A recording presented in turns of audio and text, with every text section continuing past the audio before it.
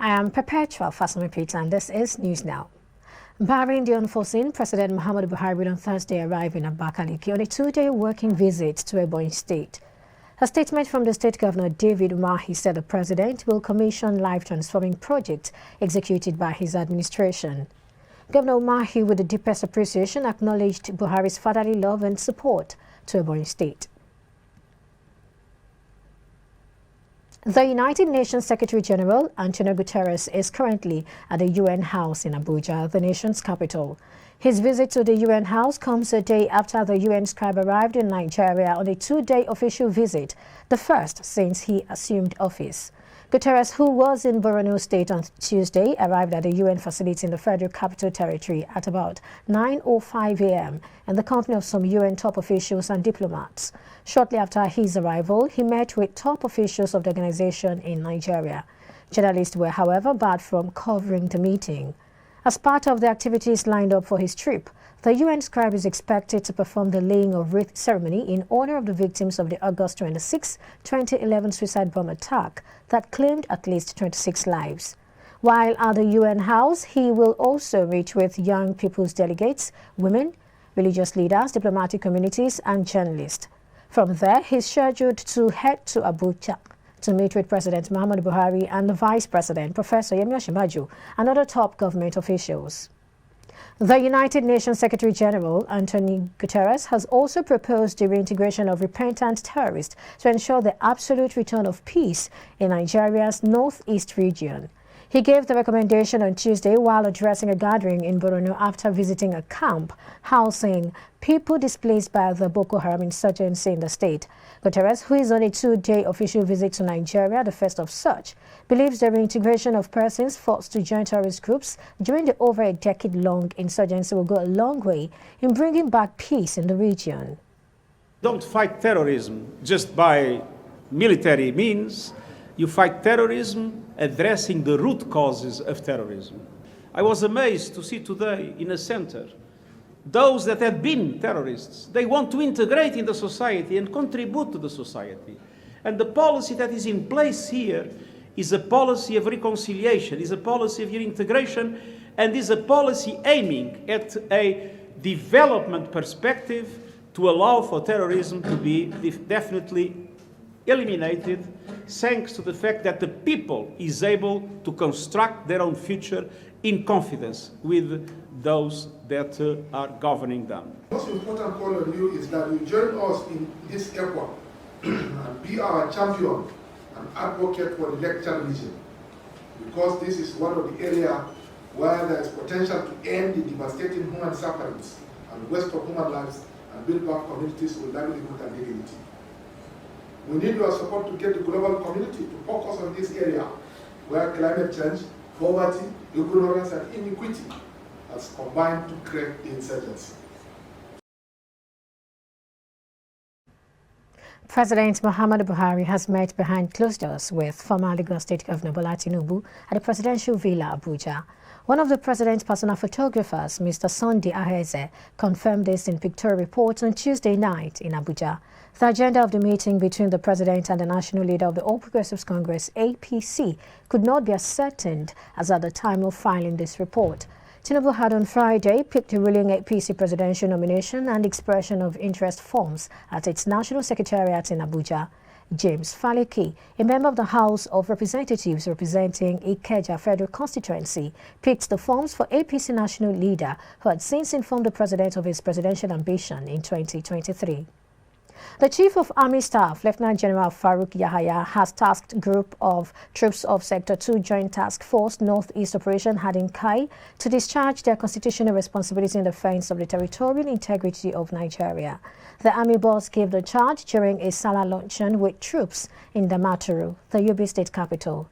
In a statement issued by the Assistant Director, Army Public Relations, Sector 2 Operation Hadin Kai, Lieutenant Kennedy Anyawu, indicated that the Army boss gave the charge during a Salah luncheon with troops in Damaturu, the Yobe state capital.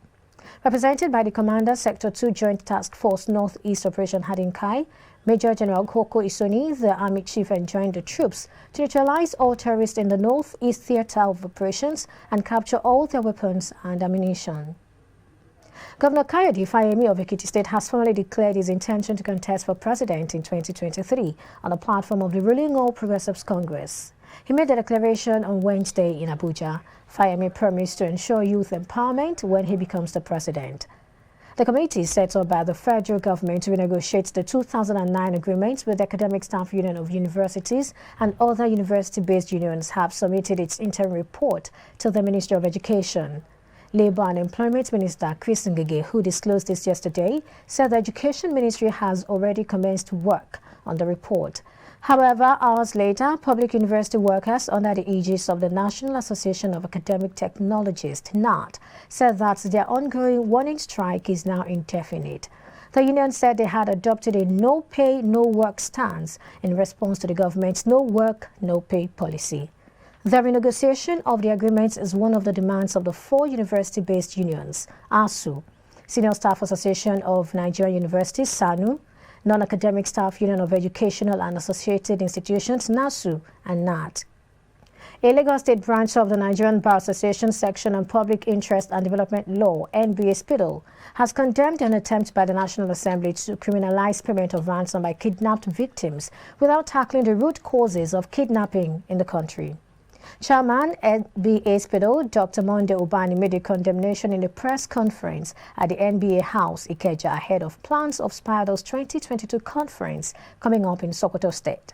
IBrandTV senior reporter IBoJa has details.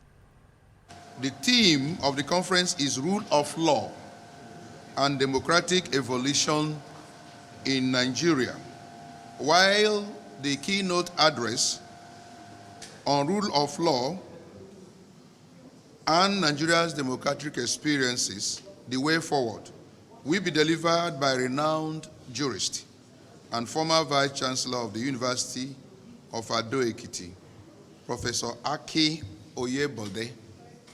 The government of the day must tackle the issue of ASUU strike and ensure that our students are called back to school. We will not tolerate a situation where election we hold in this country where students are still at home. And the students are already clamoring that they will not allow any of these political parties to hold their primaries if they cannot tackle the issue of ASUU strike. And I agree with them.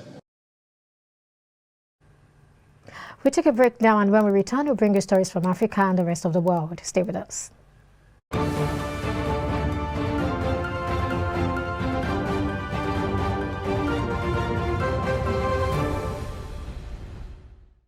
Are you a business owner looking for the right exposure to attract massive clients to your brand? The long search is definitely over. SME Hub allows you to showcase your products and services to a wide range of viewers and buyers nationwide. For further inquiries, please call Alero on 081-323-43262, or you can send an email to alero.ogudere@ibrandtv.com. Grow your brand and boost your business on SME Hub, live on IBrandTV, where business comes first.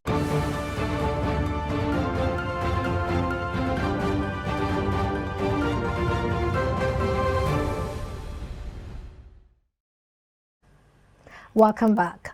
A record 46 presidential candidates are among over 7,000 declared to vie in the August 9 general elections in Kenya.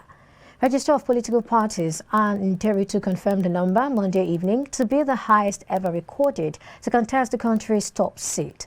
The independent aspirants include 106 governors, 147 senators, 110 women reps, 958 members of the National Assembly, and 5,845 members of the County Assembly. They joined the United Democratic Alliance (UDA) led by the Deputy President William Ruto and Raila Odinga's Orange Democratic Movement (ODM), who were the first to kick off its primaries on 1st of April. President Kenyatta can no longer stand for re-election after 2 terms, but his deputy William Ruto is resenting him for backing Raila Odinga, a former prime minister, instead of him. AL-SHABAAB jihadists armed with guns and explosives stormed African Union base in Somalia on Tuesday, triggering a fierce firefight that killed Burundian peacekeepers. A high-ranking Burundian military officer said about 30 soldiers were killed and another 22 wounded, while a dozen were missing. It was the first such attack on a peacekeeping base since the AU transition mission in Somalia replaced the previous AMISOM peacekeeping force on April 1. Al-Shabaab, which has been waging a deadly insurgency against Somalia's fragile central government for more than a decade, claimed responsibility, saying it had taken control of the camp and claimed to have killed 173 soldiers. African Union Chairperson Musa Faki has condemned an attack by Al-Shabaab militants on a military base in central Somalia manned by Burundian soldiers. The AU has not yet released the number of casualties suffered in the attack on the base, which is some 130 kilometers northeast of the capital, Mogadishu. But Al-Shabaab militants say more than 170 soldiers were killed and that they have taken complete control of the AU base. This has not been independently confirmed. In a statement, Mr. Faki said the attack will not lessen the determination of the AU's force in Somalia. He called on the international community to increase support to the Somali security services and the AU mission. And from the foreign scene, the armed forces of Belarus began large-scale drills on Wednesday to test their combat readiness, the Defense Ministry of Ukraine's neighbor said. Belarus is a close ally of Russia, which invaded Ukraine in late February immediately after holding joint drills with Minsk, which had allowed it to move more forces closer to the Ukrainian border. Russia calls its actions in Ukraine a special military operation. The Belarusian ministry said in a statement that the combat readiness test will involve the movement of significant numbers of military vehicles, which can slow down traffic on public roads. The ministry said the exercise posed no threats to its neighbors or the European community in general. The Chinese capital Beijing shut dozens of metro stations and bus routes on Wednesday in its campaign to stop the spread of COVID-19 and avoid the fate of Shanghai, where millions of residents have been under strict lockdown for more than a month.